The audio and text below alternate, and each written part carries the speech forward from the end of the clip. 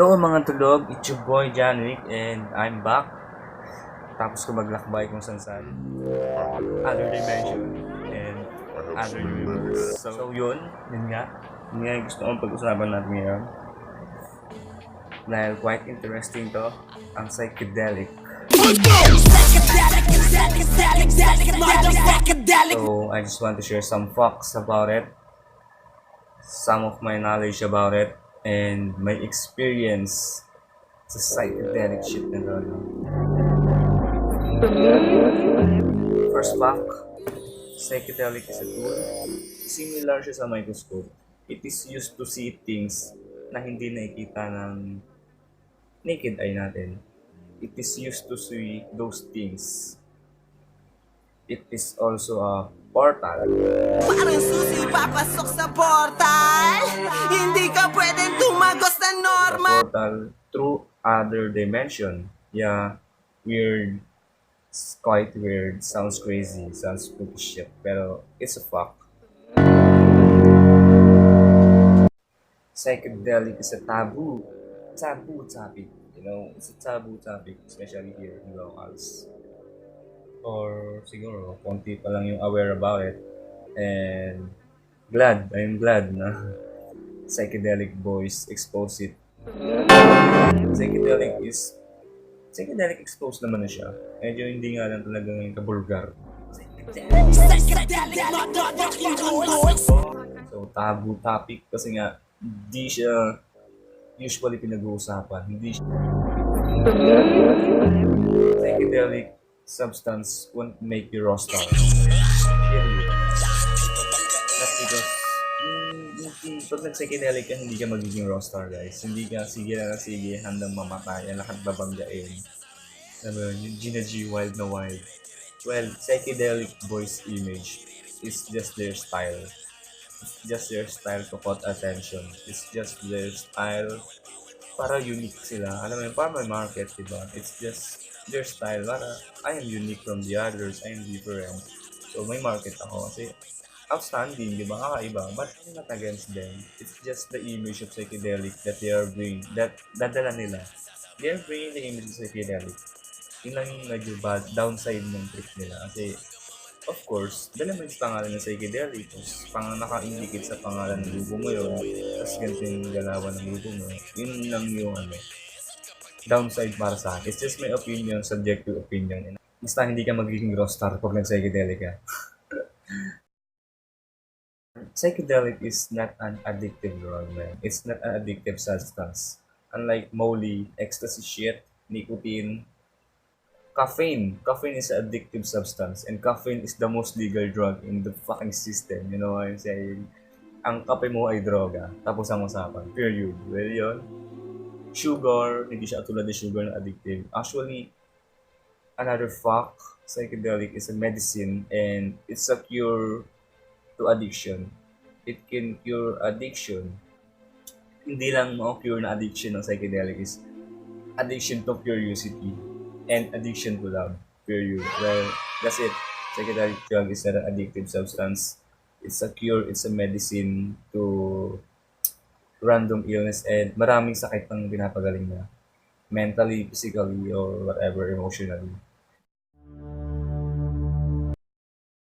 Before it was called psychedelic, it was called conscious expanding drugs. If you know Terence McKenna and popular philosophers in psychedelic field, there's a lot of them. Alan Watts. Psychedelic is conscious expanding drugs. It will reboot your mind. Period. Yan. It's a rebooting tool. It will reboot your fucking contaminated brain. Yeah, this generation, this society, most of us is contaminated. Since pagkapanganak mo lang, kontaminado ka na. Nasa sinapupunan ka walang parents mo, kontaminado ka na. Sounds weird, sounds crazy. Well, think deep, man. Think deep. Evolve, man. Evolve. It's the key of life. Huwag ka mag-exist na nag-exist ka lang. Evolve, live life to the fullest. Love. Psychedelic is responsible for tapping your pineal gland. The fuck, pineal gland? Well, Rostar, Psychedelic Boys has a song, Pineal Gland. And if you're aware what pineal gland is, and if you are not, ito yung pineal gland, ayan siya. So that's the definition of pineal gland. Siya yung responsible for awareness, responsible about subliminal things, about lie, kung about truth. Siya yun. It's the fucking God part ng tao. Yun yung God part. Yan yung God part mo. Ngayon, kung hindi mo na-access yung pineal gland mo, tao ka lang. Kasi nga tayo ang But Panginoon. I'm not saying na pag na-access mo yung pineal gland, is a God ka. See it yourself, man. I'm not saying na discoverin mo yun. Pero there's a lot of way to access your pineal gland. Everything you consume is blocking your pineal gland. Water, necessity. Water is life. You can't live without water, and you need water. And here in this city, water is contaminated. Deal with it. Deal with it or not, water is contaminated. Wala ang magagawa ron. Wala ang ibang water source sa syudad kundi yung pinuproduce nilang tubig. Tubig ng gobyerno or ng private agent, private man yan or government man yan. Ang tubig ay kontaminado. What's with water? There's a fluoride there. Fluoride, what's fluoride? Fluoride is a blocking substance. It blocks your pineal gland access. Fluoride is, nakikita rin siya sa toothpaste. And random substance na kinukonsume mo, there's a fluoride. Water is contaminated and it causes your pineal gland to be activated. Yeah, so sad but true. Food, your diet can cause your pineal gland block. Can deactivate your pineal gland. You know what I'm saying? It can block your access to pineal gland. Processed food, seasonings, magic sarap, I don't ano mang brand niya. Seasonings, Ginisa, Ajinomoto, whatever. Responsible siya in blocking pineal gland, in blocking the access in pineal gland, and even the wind, even the air, even the air na ini-inhale mo is contaminated. Sad but true. Weird, crazy, sounds crazy. Search about it, study about it. And one of the best example here is the Vatican, man. Well, sabi nga ng kanta ng Psychedelic Boys yung nagsabi. Di nagpauto sa relihiyon Pagkat alam ng mata ko So, it's all up to you to judge. Fuck or fuck? Sounds weird? Well, I respect everybody here. I don't want to criticize anybody here. Pero, I'm not saying na mali sila. Well, somehow tama sila. Yeah, they're right. Religion is fucking business in a corporation. Peace, yo. So, example yung Vatican here. They are spraying substance in the air in Vatican City, and they are telling their nation, their society there na they're just casting away the demons in Vatican. Ang modern day is all about brainwashing, guys. Modern day is a game of brainwashing game. Period. Every transaction is a brainwashing. Well, business person tineko, and I know a lot of things about brainwashing, and alam mo yun, gambits, transaction. You have to brainwash someone to get what you want to them. Like, you have to convince me to give you something na kailangan mo. Kailangan mo akong i-brainwash. Kahit naman sa gambling, you have to bluff me. You have to lie on me. Alam mo yun, kailangan mo convince mo ako para matalo mo ako. Well, it's a game of life. It's a brainwashing game of life. And the system don't want you to know the truth. Sounds crazy, sounds weird. Fuck or fuck, it's all up to you. Make some wishes, guys. I just show you the door. Wala kayo pumasok. A psychedelic boy said, totoong may ibang dimension. And it's a fact. It's truth, man. As a quantum era na tayo, other dimension is real. We're in a 3D realm, physical. 3D, itong cards na ito, 3D to. Yung nakita mo na 3D, we're in a 3D. Pero there are different dimension. They used to call it hallucination, vision. Even your dream is a different dimension. Dream is a different dimension. Nightmare is a different dimension. First of all, psychedelic is not a recreational drugs. Hindi siya substitute medicinal substance. Wow, the real substitute medicine here is the drugs that being produced by the pharmacists. Yung mga drugs na gawa ng doktor, sila yung tunay na substitute drugs. Psychedelic is a herbal plant. But, medicinal corporation don't want herb. They don't want you. They don't want us to use these resources. Kasi it's a money war, motherfucker. Ayahuasca, it is from Amazon. Ayahuasca is there bago pa ipanganak si Jesus Christ. Weird, so weird, pero as I said before po magkaroon ng Christianity, meron ng sariling belief ang mga native people. Meron silang sariling folklore, meron silang sariling gods. Bago pa ipanganak si Jesus Christ, may pyramid na, meron ng Stonehenge, meron ng tombstone. Before po magkaroon ng Christianity, humans before are fucking smart. Imagine, wala pang architect pero nakabuo ng pyramid. Puta, ngayon naman ang dami mo ng architect. Ang gagaling ng mga engineer na tayo ngayon, no? Nag-aaral ka ng 4 years sa engineer, pero hindi mo pa rin na-explain para nabuo yung pyramid. Hindi mo ba naisip sarili mo bakit? Simple lang kasi, before, matalino pa yung mga tao. Hindi mo na kailangan gumawa pa ng explanation. Alien gumawa niyan. No, it's not. It's just a man-made man. Wala namang gawa ng tao. It's just my opinion. Subjective opinion. For me, it's just first civilization is smarter than us. Bakit hindi nila invento yung cellphone, yung technology natin ngayon? Man, the fuck? Hindi ko na-explain. Bahala ka na. Basta yun lang. Ayoko nang palawakin pa yun. Focus muna tayo sa psychedelic. For me, yun lang yung opinion ko. Paano na nagawa yun, ba't di natin na-explain? Kasi nga, for me, they are smarter than us. Human before are smarter than us. Imagine, Mayan has a great mathematics before. They have their own language. They have their own calendar.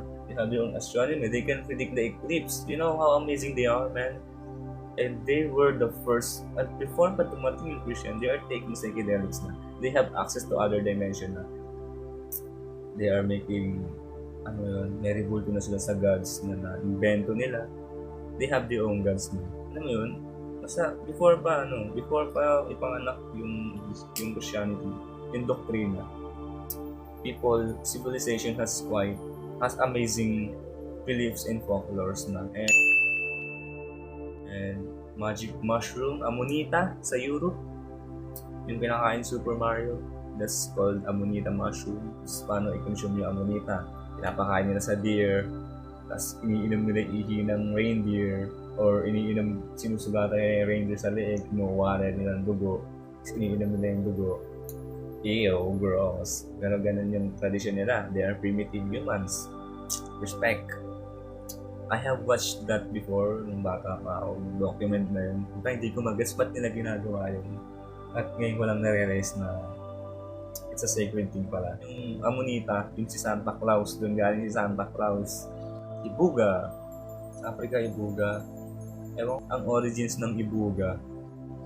Hedgehog, something like that. Akala nila yun yung active. Until na-realize nila na yung tinitirham pala nung animal na yun, yung halaman pala na kinakain nila. Yung halaman pala na kinakain nun, yun pala yung active na substance. So yun, nung na-discover nila yun, they treat that plant as a sacred kasi they use it as a tool to other dimension.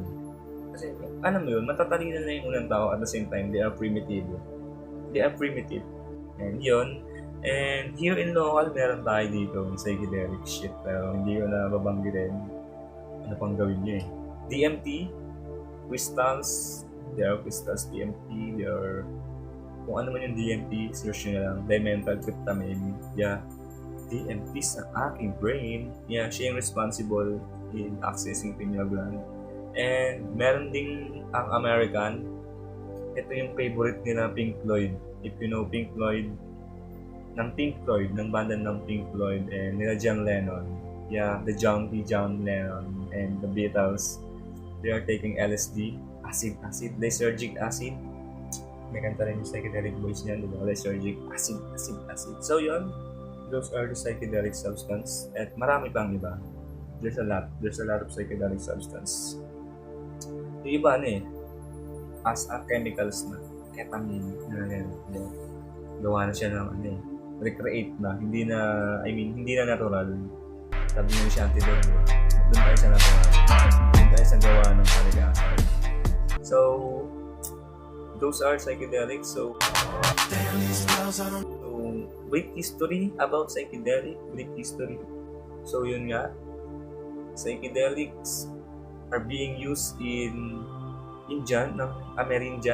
American Indian before pa dumating yung Europeans, before pa ma-discover nila Christopher Columbus yung Amerika, before pa dumating dun sila Magellan, yung mga Spaniards, meron ng civilization dun na nagtitake ng psychedelics.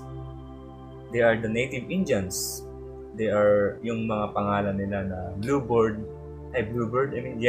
mga black coyotes. Sila yung mga nagtitrain na mga stallion. Sila yung mga cowboy, mga galing mga... Sila yung mga nag-aalaga ng stallion, yung mga Indians, yung mga feather. Yun. Sila yung unang-unang civilization sa Indian. Kaso yun nga lang, they are being wiped, they are being forgotten by the American citizens, the original American citizen, the Amerindian. Pero ngayon, puro Europeans na, puro black. Well, they're the original Americans, the Amerindian. And before pa dumating yung Europeans, meron ng psychedelics, and they're using this fucking substance na. This sacred substance para sa mga occasions, sa mga tradition nila, sa mga mga activities nila. May celebration, festival, may pinanganak, may namatay. In random occasion, in random holidays, they are using this substance, and they have their own belief, folklores. Yeah, Indians have folklore before pa dumating yung mga Europeans. Sa Mexico. Mexicans has a lot of folklores. Even now, Mexico, madami pang folklore sa Mexico, and the government of United States hate Mexico dahil doon. Kasi ayaw nilang na-access nila yung pineal gland nila. Fuck the system. Ayaw nila sa Mexico dahil ang Mexico is capable of accessing pineal gland, and system don't want that. Ayaw ng sistema. Kung ano man yung sistema, bahala na mag-isip kung ano yun. Next, sa India, Hindu yan, yung mga cannibal before sa India. Yung mga nag-yoga, they are taking psychedelic. In every nation, there's a psychedelic. So, Mayan, they have their own psychedelic. They use ginagamit nila yun sa mga orasyon nila, yung psychedelic. Sa Mayan, Aztec, sa Machu Picchu, Peru. Yan sa Peru. Yung sa Hidden Cloud City, dyan sa taas ng bundok. Aztec, Hindu, Indian, and so on. Even here, in locals, meron tayong psychedelic before. Hindi lang tayo aware. Before, hindi naman tayo Filipinos. We are Polynesian.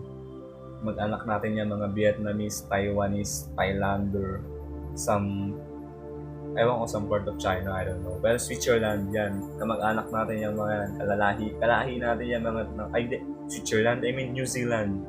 New Zealand, kamag-anak natin yung mga negro dyan. Actually, tayo mga negro talaga tayo. Mga parang ipugaw, parang negrito. Yun talaga yung original na tayo. It's just crossbreed, hybrid na lang tayo ng kung ano-anong lahi. And yun, meron tayong tayo locals, meron talaga tayong sariling belief na na-wipe out na lang dahil sa fucking system na religion, ng doctrine. I'm not saying that it's just my expression. Pero before, meron tayong sariling belief, we have Bathala, Babaylan, meron tayo yung kumakain ng buwan, si Bakunawa, may duwende, Encanto, meron tayong mga mythical creatures na sarili natin.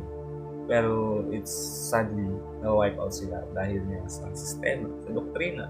So yun, share ko lang yung time wave. Yun, pag-aralan nyo yung time wave ni Terence McKenna para maging aware kayo sa history. Kasi as I said, history is linked to